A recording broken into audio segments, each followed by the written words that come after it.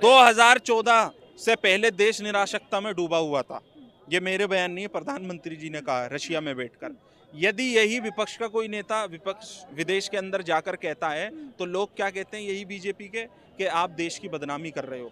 आज मोदी जी, मैं कह रहा हूँ, अगर लड़ाई आपकी किसी नेता से है, किसी पार्टी से है, तो वो देश में रखो। ये विदेश में जाकर देश को बदनाम करने की राजनीति इस देश में नहीं चलेगी। आप उसी एंगल के ऊपर राजनीति ले जाना चाह रहे हो जो अंग्रेजों ने राजनीति।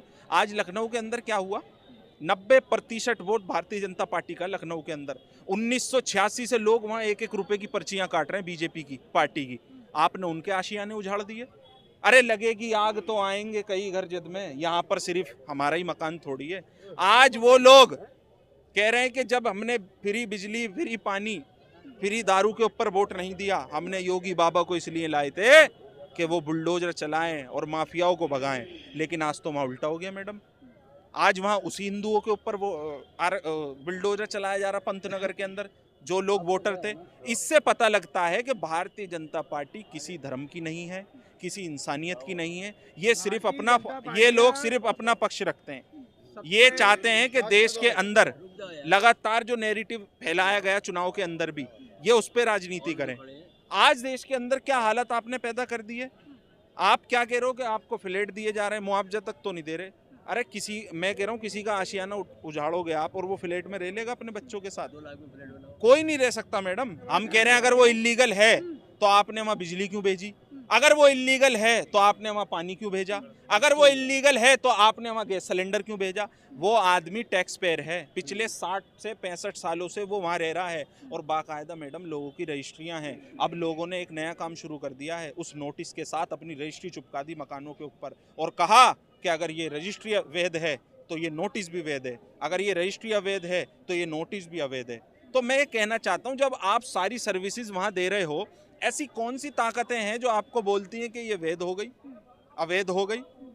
तो ये लगातार जनता का वोट लेना। अभी एक महोदय कह रहे कि नहीं जी ये बीजेपी इसलिए वहाँ चोट दे रही है, वोट नहीं मिला। तो मैं पूछना चाहता हूँ, जहाँ 90% वोट तो भारतीय जनता पार्टी का, जहाँ योगी जी के चाहने वाले हों, जहाँ मोदी जी की जय जयकार हो, हर हर मोदी, घर घर मोदी, अब क्या हो गया? अब घरों में वो आ गए तो अब घरों में बुलडोजर चल गया। तो मैं कहना चाहता हूँ ये भारतीय जनता पार्टी की लोबी अब देश समझ चुका है। अभी जिस तरह उपचुनाव के अंदर इनका बेड़ा गर्क हुआ, 13 में से 11 सीटें आई सिर्फ, उसी तरह ये देश की जनता इन्हें जवाब देगी। इसी लाल किले से मोदी जी ने कहा था कि जब देश आज़ादी का 75वां पर्व बना रहा होगा, भारत के अंदर कोई भी ऐसा परिवार नहीं होगा जिसका अपना खुद का घर नहीं होगा। लेकिन आज मैं क्या देख रहा हूँ कि आज लोगों के आशियाने खत्म हो रहे हैं।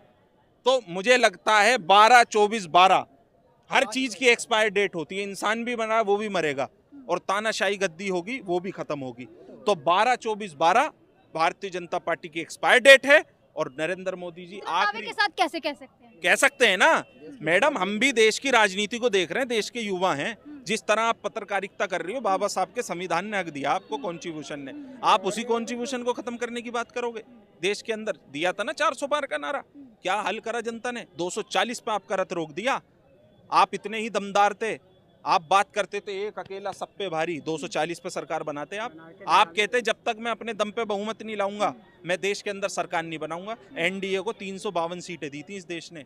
आपने जो मुद्दे पे आप आए थे, 2 करोड़ नौकरियां, एक सर के बदले 40 सर, काला धन वापसी आएगा, 15 लाख का जुमला, दवा दब स्मार्ट सिटी, ये वो, आज सब खोखला हो गया मैडम। आज दुनिया भर की सड़कें चटक रही हैं, बिहार में 12 पुल गिर रहे हैं, सड़कें बताई जा रही है, बन रही है, लंबी लंबी फेंकी हैं, सड़कें नहीं है वो। दिल्ली में IGI एयरपोर्ट गिरना, गड्ढों में सड़कों के अंदर पानी हो जाना, किस तरीके अयोध्या पथ जो बनाया था उसके अंदर मैडम देखिए जाकर, जो गुजरात मॉडल की भी ये बात करते थे, आज कितना बुरा हाल है, वहाँ जन सैलाब आया हुआ है।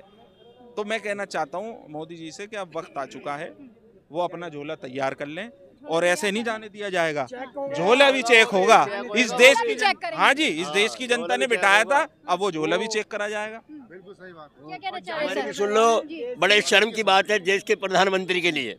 शर्म की बात यूँ है, जो पिछला चुनाव हुआ प्रधानमंत्री बन गया, सीट ग्रहण की, ठीक है, लेकिन अब क्या हुआ? मोदी जी को ये मालूम होना चाहिए कि आपका मंत्रिमंडल गलत है, आपका राइटर गलत है, जो आपको रास्ता दिखा रहा है वो गलत है। इसीलिए बंगाल में एक औरत के पीछे आप पड़े थे जिसका नाम है ममता बनर्जी।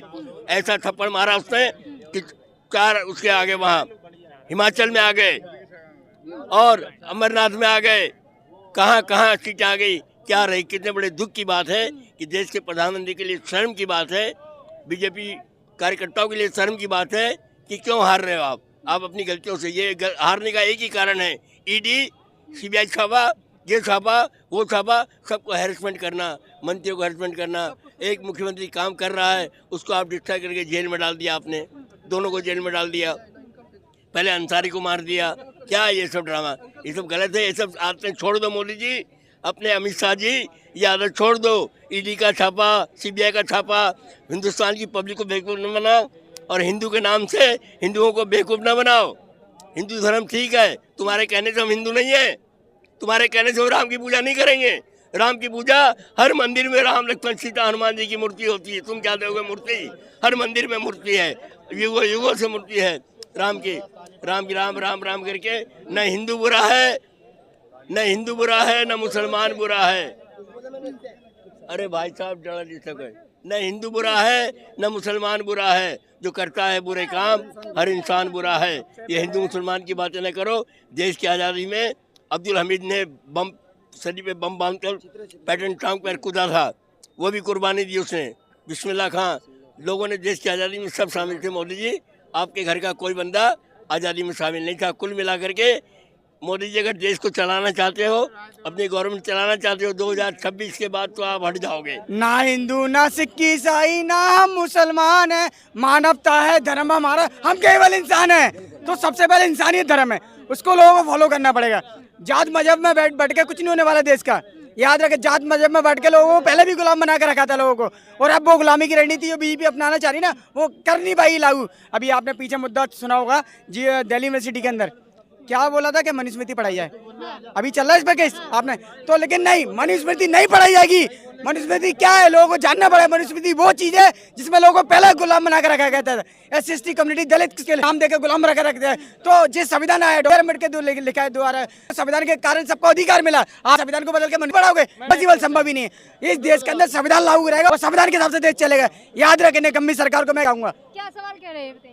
इन्होंने बोला कि मनुस्मृति के ऊपर केस चल रहा है, मतलब पढ़ाने का इशू चल रहा है। ठीक है, संविधान किसे कहते हैं? संविधान जिससे हमारा देश चलता है।